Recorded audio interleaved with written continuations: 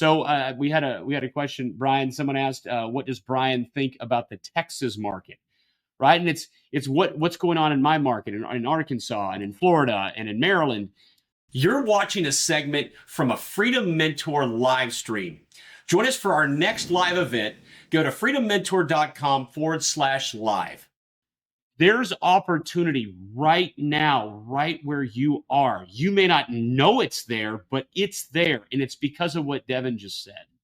It's because we're dealing with human beings here and they have all kinds of life situations. And I understand they're not easy to find, but they're there. And if you just pick up one deal a year from your circle of where you drive back and forth every day, what if that makes you an extra 30,000 a year, right? Mm-hmm. Right yeah. In your own backyard. So don't be searching remotely for some grand location, because guess what? Wherever you're going to, there's plenty of competition there as well. And there's competition in your backyard. They're everywhere. You need to learn how to overcome that competition to get to these deals first. And the best way to do that is right in your own backyard. And that's no matter where you're at. You drop me out of an airplane, but hopefully I got a parachute, right? And you drop me off anywhere, and I'm going to turn that little market into my my money-making machine. Not because of the market, but because of what we know about what we do. And Phil, one thing I wanted to say there with competition, what people also have to understand is as humans, we have so much capacity, right? Yeah.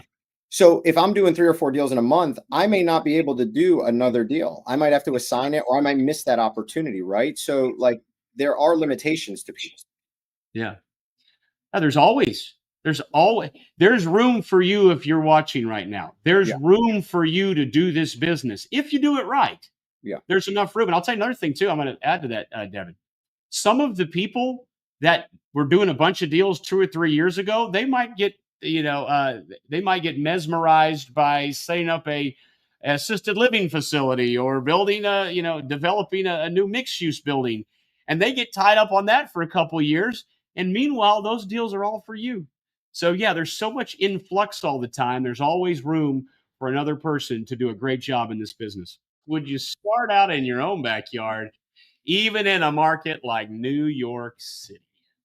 Yeah, there's always exceptions. I definitely think you need to learn the suburbs and learn where there's affordable housing that really, no matter what market you're in, you're looking for what the greatest number of people are able to afford, and, where there's a lot of volume. So absolutely, I think you have to adjust and look for that sweet spot. We talk about that in a few of our videos as well, kind of getting down to that median income, median price.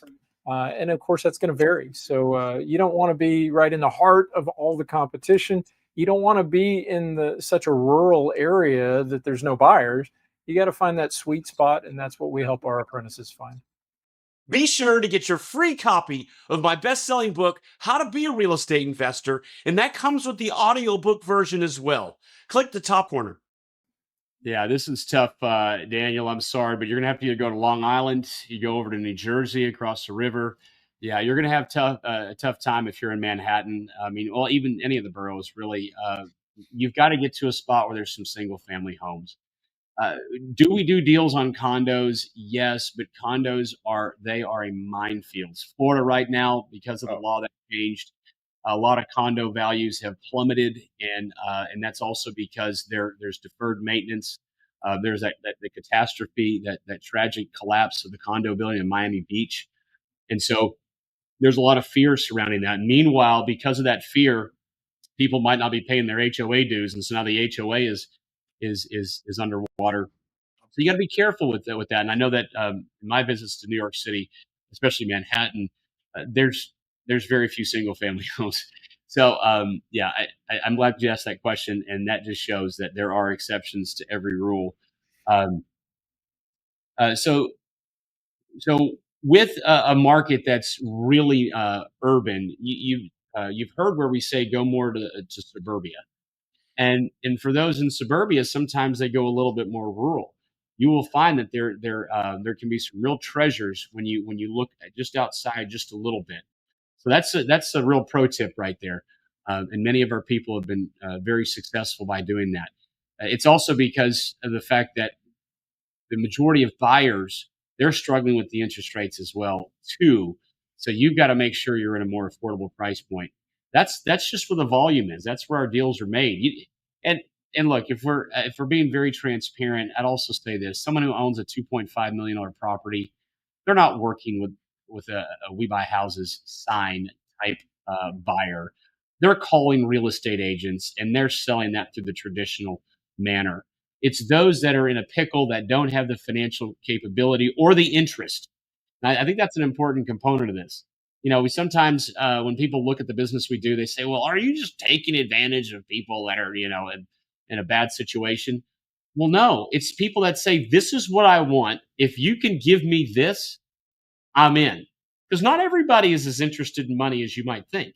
And so what ends up happening is we find win-win deals. And I just don't see a lot of win-win deals in $2 million plus projects. I mean, there's always outliers, but it's tough to build a business around that.